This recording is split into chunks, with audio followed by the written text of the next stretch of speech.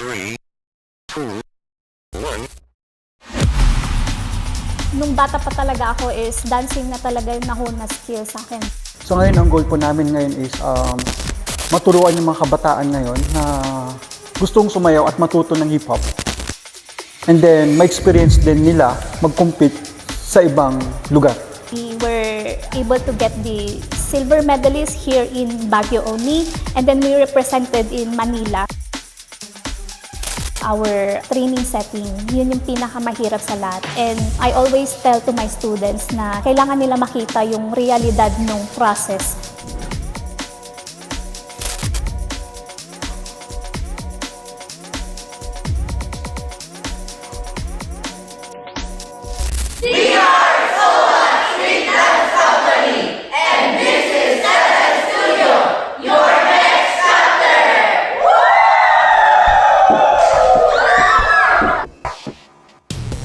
In the cool highlands of Baguio City, a dedicated space has been created for those who pursue movement with purpose and passion. SBN Studio stands at the 5th floor of the Olympian Building on Mabini Street, a sanctuary founded by the vision and commitment of So What Street Dance Company. Dancers refine technique, explore personal expression, and push the boundaries of their artistry. Every class, camp, and open session is designed to build skill, confidence, and connection.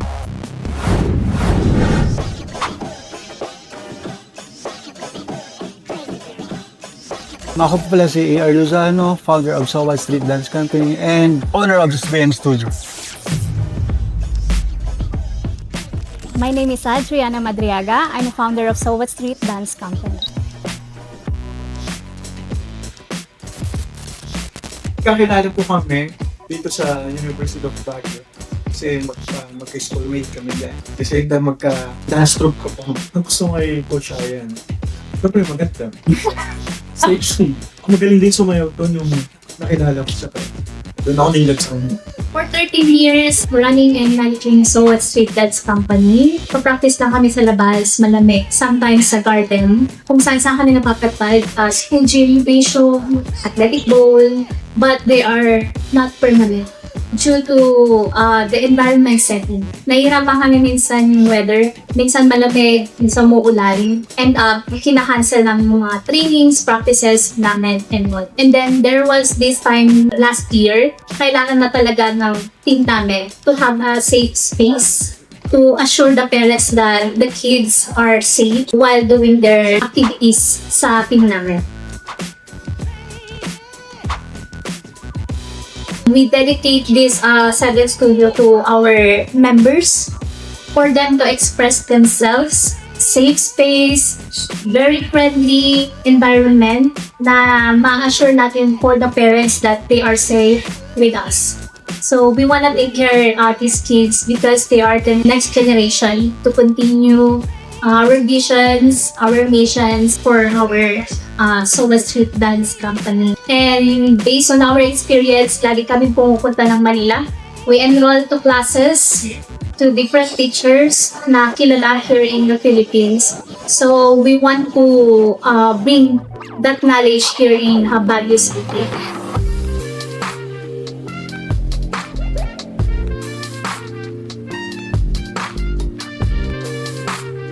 Nung bata pa talaga ako is dancing na talaga yung nahuna skill sa akin. Very natural based on my parents din. So I was an active dancer na way back kinder, high school, and then college.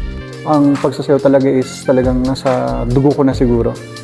Sobrang mahal ko yung ginagawa ko. One thing I believe dancing is an expression. If you can't say something through words, you can express it by moves, by music. Because sometimes there are words now you cannot say to everyone, but you can express through music and through dance. Naniniwala ako sa ganun kasi ang kabataan ngayon, nababarkada na ngayon, nalululong sa droga, inom, ganyan. So, paano kaya kung dito na lang sila sa studio namin, sumayaw para po malis sila sa bisyo?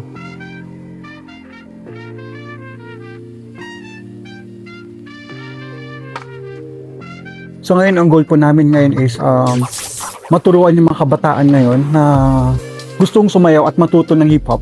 And then, ma-experience din nila mag-compete sa ibang lugar. At nananalo po sila. And same din po sa members and group ko ngayon, yung new batch, na gusto ko ipa-experience sa kanila yung na-experience na before, na nagkukumpit at nanalo sa ibang lugar. I believe yung setting ng dance community here in Baguio is very active, very competitive, and likewise, very alive. So, I'm inspired by them na parang as long as there are dancers here in Baguio City, we continue our goal, our missions na, to be the best group here, makalahap ng magagaling na dancers here up north, just to represent our region as well to nationals, internationals. So that's the factor then na, when something is active, ma-hype ka din, right? I am Summer Balmeo. I am your coach for Sensual Femme here at 7 Studio.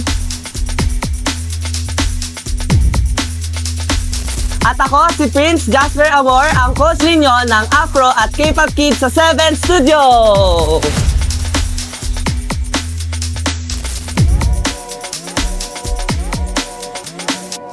I'm Charlie Wagis Pagdilaw, handling Power Femme.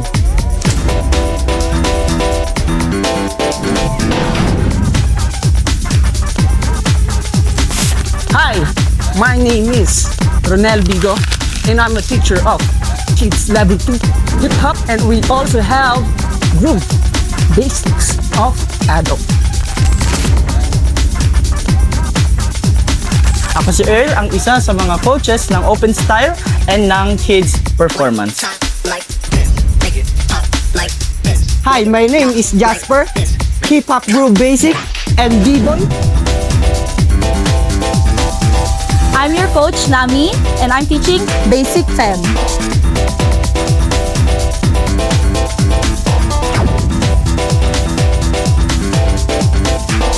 I'm Coach Gerald, your K-pop stage teacher.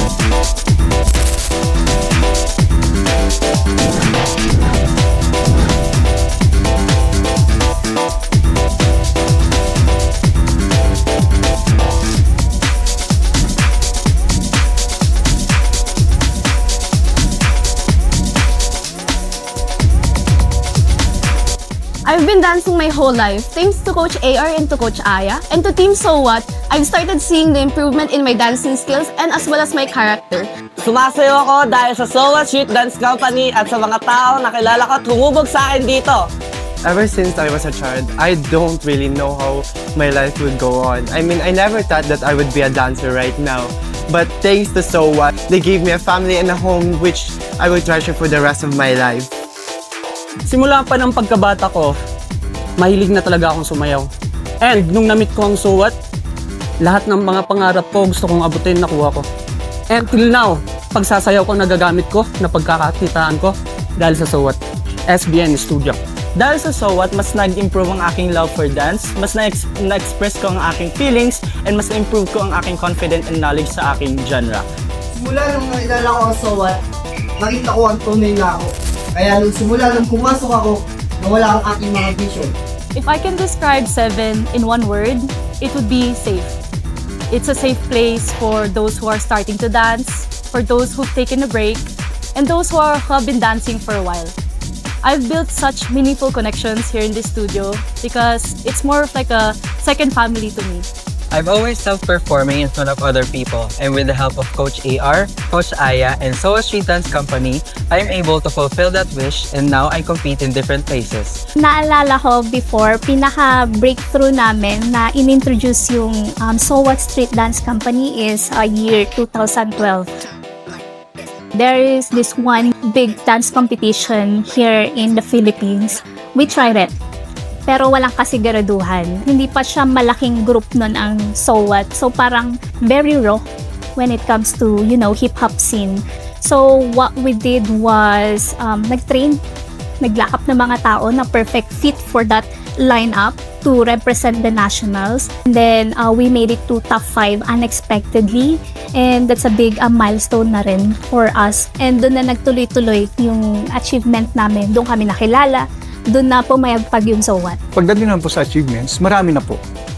Hindi lang po sa local, national and international. Last year, nag-compete po kami sa Thailand. Nag-second runner-up po kami.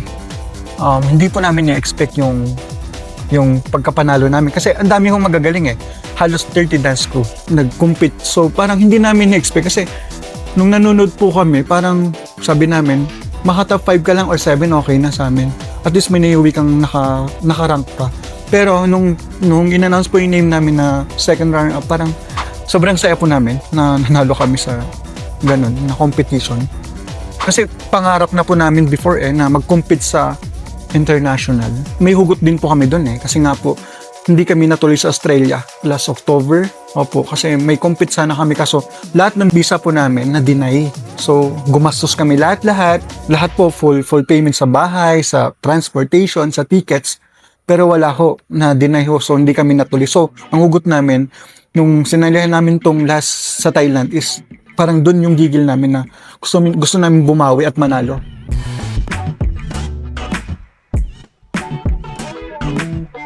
I always tell to my students na kailangan nila makita yung realidad ng process before mapunta sa taas. Kasi lahat naman sumasali sa amin nag-audition. They only know na parang madali manalo. Puro wins, but behind those competitions, winnings, hindi pa nila nawi-witness talaga yung hardship ng grupo behind it. So, I'll start first with the training setting. Yung pag-train mo, pag-enhance mo na endurance, your physical setting, kailangan dumaan sila sa part na yun. And doon pa lang nafi-filter out na yung mga auditioners. Doon na naglalagasan. Maraming sumusuko sa amin kasi nga nakikita ko nila is parang madali lang. Actually madali lang pumasok sa tip. Pero hindi ho na nila nakikita yung process namin kung paano kami magpalakas, magpagaling na isang dancer. Mahirap po, lalo't nag-aaral yung iba. And then, yun nga po, lumalagas po yung mga member pag through process na po. Kasi nakikita po nila, kaya sila nainggan yung pumasok sa amin is magagaling kami, nanalo kami, tapos masaya kami, pero hindi nila nakikita yung loob, mismong loob ng grupo. Hindi nila nararanasan mag-jogging like an athlete. Alam mo yung lahat ng training ng as an athlete na rin, ginagawa namin. So, kailangan talaga maging physically fit kami when dancing. Kasi sinasayaw namin is 4 minutes, 3 minutes, depending sa requirements ng competition. Physical training is a must when you join SOWAT. Next is money. This is the biggest factor sometimes na challenge namin when we represent national and international. Hindi naman po lahat ng member or mga newbies po is may kaya. Although may pera naman po, hindi naman po parang nalalaan sa pagsasayaw, ganun. So, minsan ganun po sa pera, doon din po bumabagsak yung mga members namin. Naglalagas din po. Nothing is free sa competition. So, when you want to represent, first, costumes pa lang, you have to invest on that kasi 1 year, 2 years mo siyang susuotin. And then next, registration fee. Walang libre sa national. So you have to pay registration fee sa national in order for your team to join that competition. Next, transportation. So punta ka ng Manila, punta ka ng ibang bansa, transportation, fare, flight tickets, and all another expenses. From 2012 up to now, parang kanya-kanyang expenses. If talagang gustong-gusto namin, ginagawa namin ng paraan just to represent and win that competition kasi worth it naman. In those moments, when sweat meets smiles, when music drowns out doubt, they're quietly building something stronger inside. Resilience, purpose, self-respect. They build friendships that lift them higher than any temporary high ever could. They feel the rush of nailing a move, the pride of performing on stage during year-end concerts, the joy of creating something beautiful together. SVN Studio isn't just teaching steps, it's helping kids take real steps towards brighter futures, healthier choices, and lives filled with real joy. The things I like about SOWAT are the friends I have, the experiences I get to experience, and the songs, everything actually. What I like about Team SOWAT is we have a lot of styles to learn, and we can also compete with others, and you can also learn about sportsmanship. What I love about Team So What is because I get to have more friends and show my confidence instead of showing shyness. I love Team So What because pinapaano po nila kami confident kasi dati po hindi po ako confident pero ngayon po confident and madami po din kaming friends. The one thing that I love about So What is showing my confidence and my passion in dancing, and I have a lot of friends who's hyping me up, and what helps me a lot is getting inspirations from the coaches and getting to learn new styles. Now that I got to learn different styles such as B-boy, Afro, and others, especially lockings, I'm starting to have more confidence, and I'm very thankful also to the coaches. I just want to thank everyone that's supporting Team So What. I know even though hindi proven, I know we're the best team in Baguio. Future goals, I discussed this already with our team since nasimulan na namin yung international. Iba kasi yung feeling pag na-recognize ka ng international na. Future goals ko is ma-expand pa tong business namin na studio, and then makilala tong SBN Studio, and then makilala din yung team ko dito sa Pilipinas, and more competition pa sa international at makakuha ng medal.